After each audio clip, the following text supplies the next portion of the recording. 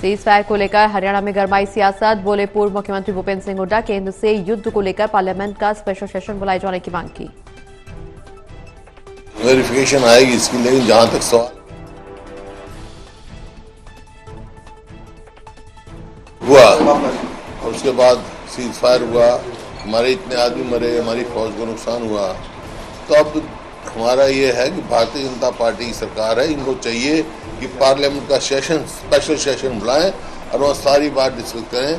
पहलगाम से लेकर अब तक क्या क्या बात हुई कि देश की जनता ये जानना चाहती है भी है क्या मामला, क्या है, अमेरिका से क्या बात हुई है, क्या क्या अमेरिका की इन्विटेशन क्या हुई है।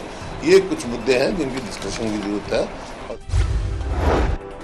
करनाल दौरे पर गए कैबिनेट मंत्री कृष्ण बेदी ने कहा, सीज फायर के बाद कांग्रेस के संसद का सत्र बुलाए जाने के सवाल पर कहा कि उनकी मांग रखना जायज, वो मांग रख रहे हैं, देश के प्रधानमंत्री इस पर चिंतन करेंगे। सभी को सभी विषयों पर नहीं बोलना चाहिए, ये केंद्रीय नेतृत्व का विषय है, वो बोल रहे हैं, वो बता रहे हैं, लोग समझ रहे हैं।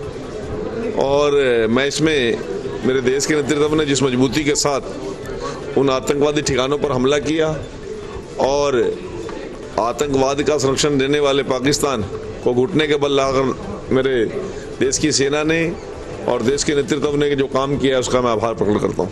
देखिए सभी चीजें नेतृत्व के हाथ में। सीज फायर समझौते पर ट्रंप की तरफ से मध्यस्थता पेशकश पर गरमाई राजनीति। बोले कृषि मंत्री श्याम सिंह राणा, भारत के निर्णय किसी अन्य देश के प्रभाव में नहीं होते। आप समझते हो भी कहीं अगर झगड़ा होता है आपस में, कोई डिस्ट्रिक्ट कोर्ट है, फिर हाई कोर्ट है, फिर सुप्रीम कोर्ट है, फिर यूएनओ भी है, आपस में दुनिया के काफ़ी देश हैं जो इस बात को, अमन शांति को पसंद करते हैं। अमेरिका की कोई हमारा मीडिएटर थोड़ी है, हमने तो फैसले अपने आप ही करने हैं। कोई भी कुछ भी कहे, हमारे देश का प्रधानमंत्री सक्षम है, रक्षा मंत्री सक्षम है, होम मिनिस्टर है। सीज फायर के बाद कांग्रेस के विशेष सत्र बुलाने की मांग पर राजनीति हुई तेज। बोले रणवीर गंगवार, जिस चीज की जरूरत होगी समय पर फैसला लिया जाएगा।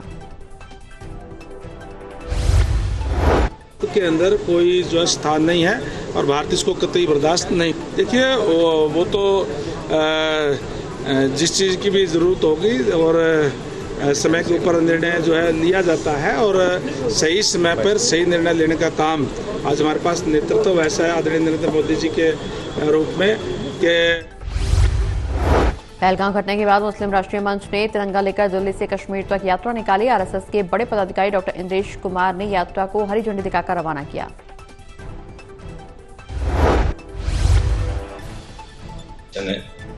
अंबाला होता हुआ, पठानकोट होता हुआ, जम्मू होता हुआ कश्मीर तक जाएगा और वहाँ पे यही मैसेज देगा, उब्बल वतनी निस्फल ईमान। यहाँ के मुसलमान, हिंदुस्तान के मुसलमान मुल्क से मोहब्बत करने वाले हैं, वतन से मोहब्बत करने वाले हैं, और इसीलिए हमने।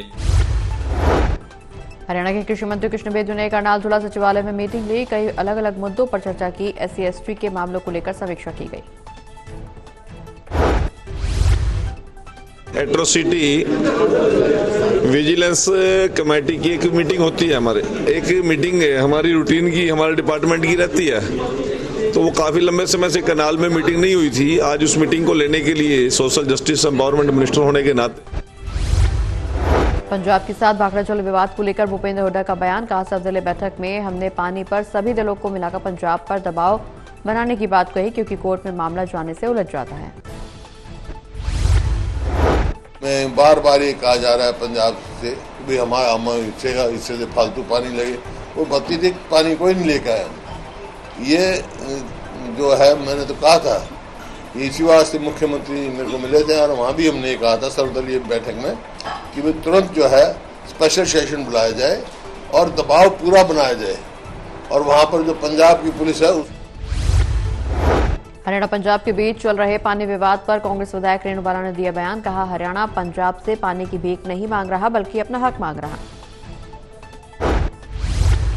सभी जानते हैं कि जो पंजाब की तरफ से हरियाणा का पानी रोका गया है, ये पंजाब की गलत नीयत को दर्शाता है, और हरियाणा का पानी जो रोका गया है वो कोई जायज़ बात नहीं है, क्योंकि हरियाणा शुरू से ही पानी के लिए जाना जाता है। और हरियाणा